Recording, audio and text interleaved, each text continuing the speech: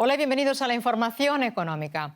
La Reserva Federal de Estados Unidos subió los tipos de interés en junio y julio, pero la respuesta de Washington a la inflación se ha convertido en un problema para los países emergentes, sobre todo para los que acumulan más deuda denominada en dólares, por ejemplo, Argentina. El descontento crece entre los argentinos. Demandan mayores salarios, más prestaciones sociales, mejores oportunidades de empleo y precios más bajos. Hoy en la Argentina, para que tener un panorama bastante claro, es un privilegio comer. O sea, un derecho tan básico para la familia, sobre todo para muchas mujeres que son jefas de hogar, que hoy no pueden garantizar ni siquiera la leche diaria de sus hijos en su casa. Entonces, hoy en la Argentina hay muchísimos problemas. Nosotros desde los movimientos populares estamos planteando que se tiene que avanzar con un salario básico universal, un ingreso que permita por lo menos terminar con la indigencia en la Argentina.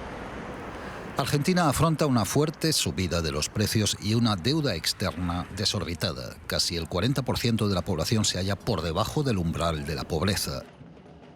El país latinoamericano es una de las economías emergentes que está soportando el impacto de un dólar fuerte, mientras la divisa local, el peso, se devalúa con rapidez.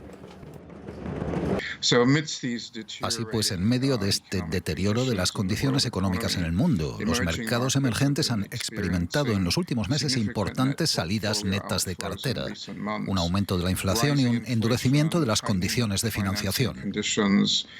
Y esto significa un agravante a doble banda. Por un lado, la fortaleza del dólar encarece el pago de la deuda en dólares para países como Argentina, y por otro, el aumento de los tipos de interés en Estados Unidos aleja a los inversores de las economías emergentes. La economía de Argentina lleva ya décadas en graves dificultades y de momento no parece que vaya a cambiar de rumbo.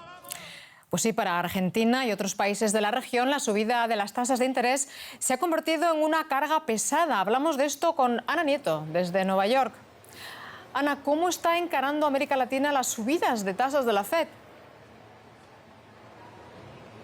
Tradicionalmente las subidas de los tipos de interés aquí en Estados Unidos han pasado muy mala factura a América Latina porque ha encarecido su deuda en dólares y porque ha hecho que los capitales emigren de estos países y vengan aquí en busca de mejores rentabilidades y de menos riesgos, eliminando así la financiación de estos países. En esta ocasión, sin embargo, la mayor parte de la región, no todos los países, están mejor preparados. En principio porque ellos empezaron a subir las tasas de interés mucho antes de que lo hiciera la Reserva Federal y de hecho sus monedas han resistido mucho mejor el embate de un dólar bastante fuerte. Por otro lado, porque se ha reducido la deuda dolarizada en la mayor parte de la región y porque también se han reducido los déficits por cuenta corriente que tienen que ser financiados. Eso no significa que no haya problemas, los hay y muy fuertes con inflación, porque la naturaleza de esta inflación es distinta al resto, las políticas monetarias no están siendo tan eficaces y México y Perú han tenido que subir de nuevo tipos de interés, también lo ha tenido que hacer Argentina y no se ve un alivio para las subidas o los cambios monetarios en el año 2023. Ana, y las subidas de tasas van a seguir en Estados Unidos. ¿Crees que la Reserva Federal va a mantener esta agresiva política monetaria en su reunión de septiembre? Pues es la apuesta que hay en los mercados, que sean 75 puntos básicos de nuevo y por tercera vez consecutiva o 50, que también es mucho. Es algo que la Reserva Federal está telegrafiando porque no se creen que el ligero alivio de la inflación que está habiendo en Estados Unidos sea más que temporal. Por eso es posible que vuelva la agresividad en la reunión del 21 de septiembre. El Fondo Monetario Internacional dijo hace unos meses que si la Reserva Federal subía de una forma tranquila, no agresiva, y además telegrafiaba sus movimientos, era posible que el impacto sobre los mercados emergentes no fuera tan duro como en el pasado. Sin embargo, esto no está ocurriendo. Las subidas están siendo muy fuertes y desde luego desde muchos países emergentes ya se están viendo las fugas de capitales, sobre todo desde Asia, 50.000 millones en lo que va de año. Muchas gracias, Ana Nieto, desde Nueva York. El gigante energético ruso Gazprom anunció que interrumpirá el suministro de gas a Europa a través del gasoducto Nord Stream 1 durante 3 días a finales de este mes para realizar labores de mantenimiento. Tras este plazo, se reanudará el flujo según Gazprom. El anuncio ha disparado aún más los precios del gas en Europa, que teme que Rusia corte el suministro. Desde que las potencias occidentales impusieron sanciones a Moscú, Rusia ha reducido en varias ocasiones sus entregas de gas a Europa. La compañía petrolera Shell ha reducido la producción en su refinería alemana de Renania, donde se producen combustibles y productos petroquímicos, porque el problema es cómo transportarlos. Y es que la sequía del Rin ha convertido el transporte de mercancías a través de esta importante vía fluvial en un verdadero reto. Patrick Menich conduce su barco, el Calisto, por el río Rin hasta una central eléctrica de carbón. Lo hace por un paso estrecho al sur de Koblenza. Con tan poca agua en el río, la coordinación con el tráfico en dirección contraria es esencial. El colega que viene más abajo tiene una embarcación más grande con más calado. Me preguntó si podía pasar lentamente para no mover mucha agua y asegurarle así un viaje seguro. Patrick Menech creció navegando. Su padre y su abuelo cargaban grano, fertilizantes y carbón. Pero este verano todo cambió. Debo ir más lento porque hay poca agua. Hasta se puede ver el fondo. Y el nivel varía. A veces 50 centímetros, luego 2,5 metros. Patrick Menech no solo debe navegar más lento. Para no encallar en el fondo del Rin, su carga ha de estar por debajo de las 400 toneladas. Esto se ve como una enorme cantidad de carbón, pero en verdad el barco solo lleva 1/3 de su capacidad. Los trenes y camiones están al máximo y no es mucho lo que se pueda transportar. Los economistas esperan una baja en la producción. El nivel del agua del Rin ha disminuido a un récord histórico por la falta de lluvias veraniegas y se espera que el cambio climático empeore la situación en el futuro.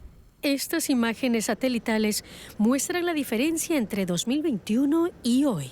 El barco navega por el estrecho Paso de Kaup, donde el río se está secando. Aunque se anuncian lluvias en los próximos días, esto no cambiará mucho las cosas. Porque la orilla está seca y el sedimento muy agrietado. Por eso la corriente no absorbe el agua con rapidez.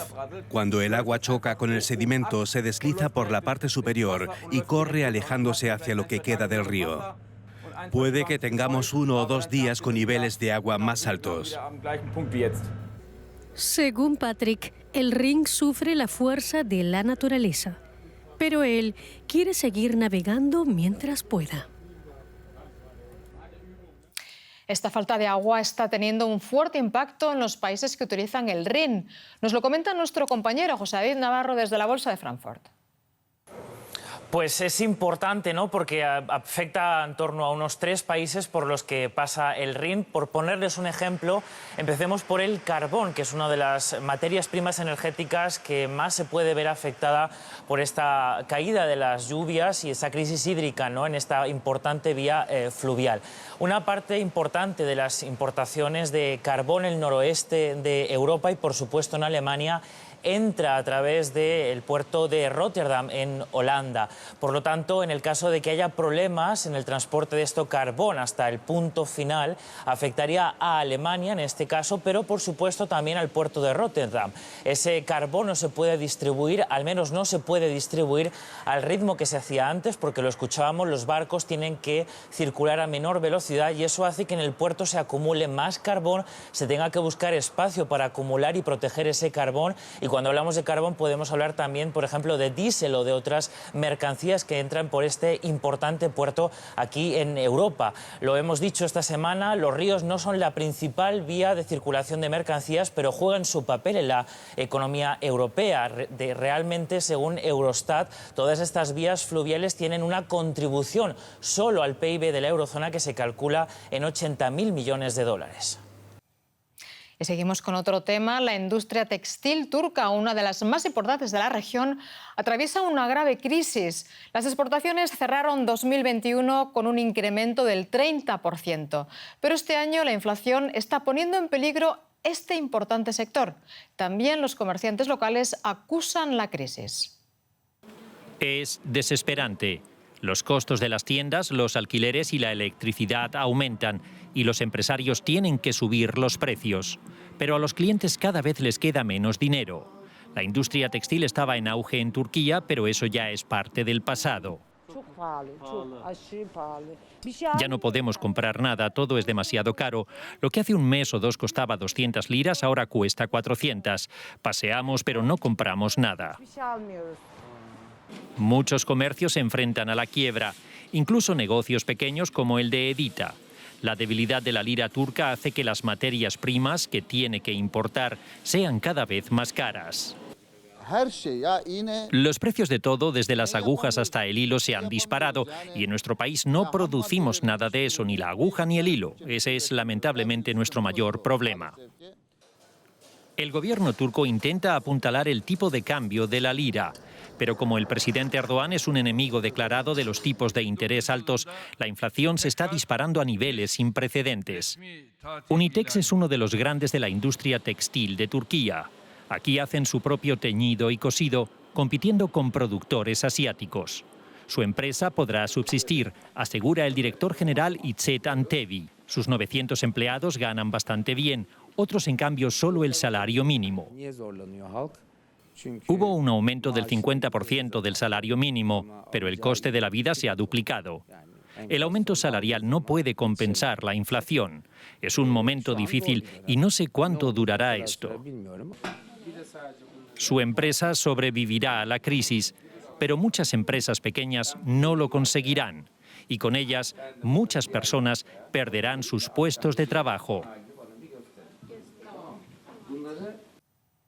Y hasta aquí el espacio de economía. Ya saben que pueden seguir estas y otras noticias en nuestra página web o en redes sociales. Gracias por su atención y confianza. Hasta pronto.